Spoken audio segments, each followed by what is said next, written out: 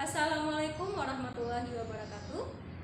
Apa kabarnya hari ini anak-anak? Semoga anak-anak dalam keadaan sehat, tidak kurang satu apapun. Baiklah, sebelum memulai pembelajaran, marilah kita awali dengan membaca doa. A'udzubillahi minasyaitonirrajim. Bismillahirrahmanirrahim. Rabbi zidni ilma warzuqni fahma birahmatika ya arhamar rahimin. Amin. Anak-anak, sebelumnya kita sudah belajar tentang sistem pencernaan pada manusia. Nah, pada kesempatan kali ini kita akan belajar tentang peredaran darah manusia. Peredaran darah manusia dikenal dengan peredaran darah tertutup. Kenapa? Karena selama dalam peredarannya darah mengalir di dalam pembuluh darah. Nah, selain dikenal dengan sistem peredaran darah tertutup, peredaran darah kita juga dikenal dengan sistem peredaran darah ganda. Karena selama dalam peredarannya darah 2 kali melewati jantung. Nah, peredaran darah kita dibagi menjadi 2. Yang pertama, peredaran darah kecil. Alurnya dari bilik kanan, arteri pulmonalis, dilanjutkan masuk ke paru-paru, lanjut ke vena pulmonalis dan serambi kiri. Jadi peredaran darah kecil secara umum jantung, paru-paru, jantung. Nah, yang kedua ada peredaran darah besar. Dimulai dari bilik kiri jantung, arteri besar atau kita kenal dengan aorta, arteri masuk ke seluruh tubuh kita, vena dan serambi kanan. Jadi jantung, seluruh tubuh kecuali paru-paru dan serambi kanan. Ya, itulah 2 macam peredaran darah pada manusia. Nah, organ peredaran darah manusia itu ada 3. Yang pertama, darah. Nah, darah ini berfungsi sebagai alat transportasi. Fungsi darah secara umum yakni yang pertama, alat pengangkut sari-sari makanan dan oksigen. Jadi makanan yang kita makan, sari-sari makanannya itu akan diedarkan ke seluruh tubuh kita oleh darah dan oksigen. Yang kedua, menjaga temperatur tubuh. Yang ketiga, mengedarkan air. Yang keempat, mengedarkan getah bening. Yang kelima, menghindarkan tubuh dari infeksi. Yang keenam, menjaga kestabilan suhu tubuh. Dan yang terakhir, mengatur keseimbangan asam basa.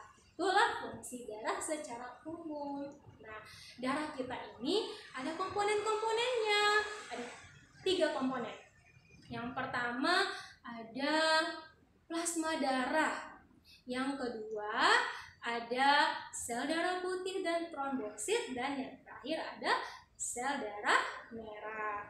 Jadi perhatikan gambar. Nah, di gambar Ibu sajikan itu ada dalam sebuah tabung, itu komponen darahnya udah masuk semua. Yang paling banyak itu adalah plasma darah, itu sekitar 55%. Yang paling sedikit adalah sel darah putih dan keping darah, dan yang lumayan banyak ada sel darah merah. Nah, apa fungsi masing-masing, Bu? Untuk plasma darah adalah komponen darah yang berbentuk cairan bening. Cairan bening itu namanya plasma darah. Plasma darah ini terbentuk dari campuran air, lemak, protein, dan berbagai nutrisi lainnya. Itulah yang membentuk plasma darah. Fungsinya apa? Fungsi plasma darah adalah menyalurkan sel darah ke seluruh tubuh kita dan menyalurkan nutrisi. Nah, selanjutnya ada sel darah merah yang akan kita sebut sebagai eritrosit. Nah, sel darah merah atau eritrosit memiliki 2 fungsi utama. Yang pertama, membawa oksigen ke seluruh tubuh kita dan membawa karbon dioksida ke paru-paru. Sel darah merah memiliki bentuk bulat dan agak cekung di dalamnya, di tengahnya. Jadi eritrosit ini mengandung protein yang biasa disebut dengan hemoglobin ya. Nah, selanjutnya sel darah putih. Sel darah putih nama lainnya leukosit. Nah, leukosit berfungsi sebagai pelindung tubuh kita. Makanya leukosit ini disebut sebagai sistem antibodi kita ya. Ibaratnya tentara ini ya. Nah, leukosit ini akan menyerang musuh yang datang. Musuhnya siapa, Bu? Musuhnya adalah kuman-kuman penyakit yang masuk ke tubuh kita ya. Sel darah putih memiliki beberapa komponen. Jadi komponennya ada miofibril, ada limfosit, ada monosit, basofil, dan lainnya. Itulah sel darah putih. Fungsinya apa? Sebagai antibodi. Selanjutnya keping darah. Keping darah atau trombosit. Nah, trombosit ini merupakan komponen darah yang terakhir. Komponen ini memiliki ukuran yang paling kecil ya. Komponennya memiliki ukuran yang paling kecil. Trombosit berbeda dengan sel darah merah maupun sel darah putih. Trombosit merupakan fragmen sel yang berukuran sangat kecil. Meskipun kecil, manfaatnya sangat banyak. Saat kalian terluka, itu lama-lama kan lukanya mengering kan? Nah, kenapa bisa mengering? Karena mengandung trombosit atau keping darah ya. Trombosit akan membuat benang fibrin yang berfungsi menghentikan pendarahan ya. Fibrin juga berfungsi untuk membentuk jaringan baru. Jadi kalau luka biasanya tuh kalau udah mau kering ya nak ya, kalau dibuka luka yang kering tuh kayak ada benang-benang ya. Nah, itu disebut dengan fibrin. Nah, itulah 3 komponen darah. Nah, organ peredaran darah selanjutnya adalah jantung.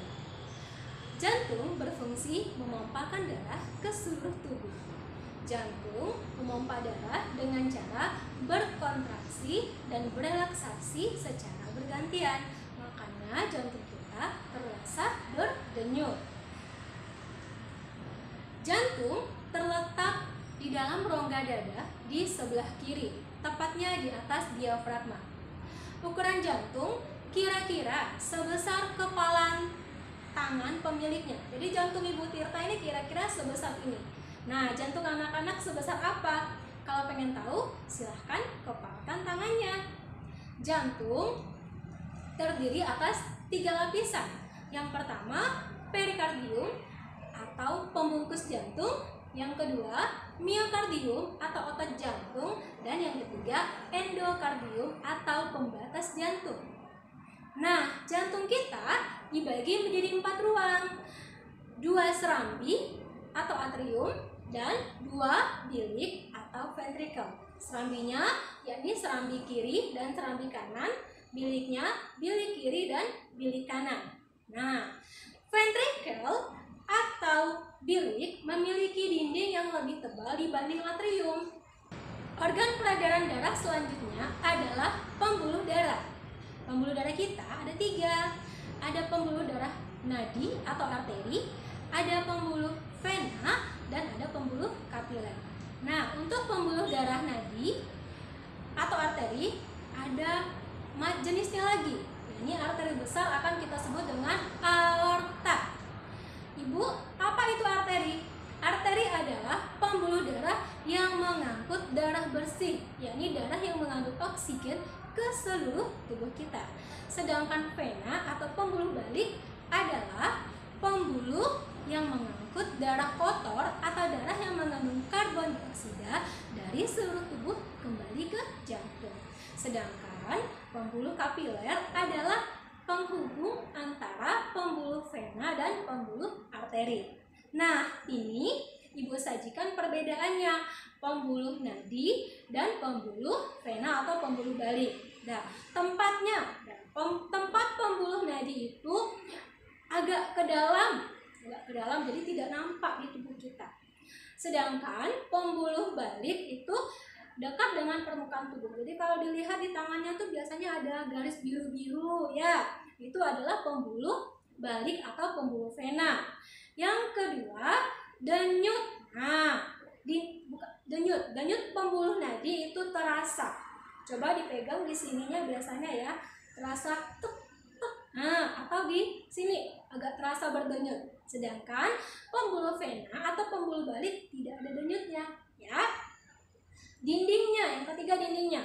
Dinding pembuluh nadi itu dia tebal, kuat, elastis. Kenapa tebal? Ingat tadi pembuluh nadi adalah pembuluh yang mengedarkan darah dari jantung ke seluruh tubuh. Jadi dia harus kuat untuk menahan pompaan dari jantung, ya. Sedangkan pembuluh balik atau pembuluh vena dia tipis dan tidak elastis. Selanjutnya alirannya. Aliran darah. Untuk pembuluh nadi dia berasal dari jantung karena dia mengangkut apa tadi? Darah yang mengandung oksigen. Sedangkan pembuluh vena dia menuju jantung, membawa darah yang banyak karbon dioksidanya. Katup. Nah, untuk pembuluh nadi, katup pembuluh nadi hanya terdapat satu, yakni dekat dengan jantung. Sedangkan pembuluh vena katupnya di sepanjang tubuh kita. Nah, anak-anak, setelah menyimak materi hari ini, Ibu harapkan kalian dapat memahami sistem peredaran darah manusia. Sampai jumpa di materi selanjutnya.